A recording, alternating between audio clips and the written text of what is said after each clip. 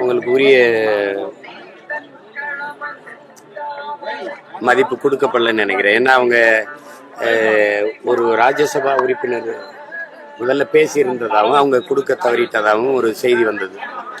அந்த அடிப்படையில் அவங்க திமுக கூட்டணிக்கு போகலாம்னு நினைக்கலாம். அதனால முதல்வரை சந்திச்சு பிரதமர் மோடி வந்து ராஜேந்திர சிலையா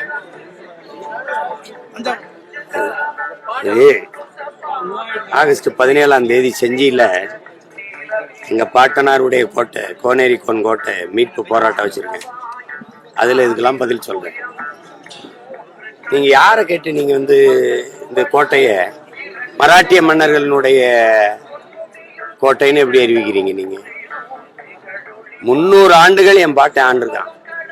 ஆனந்த கோன் மகன் கிருஷ்ணகோன், கிருஷ்ணகோன் மகன் கோனேரி கோன்,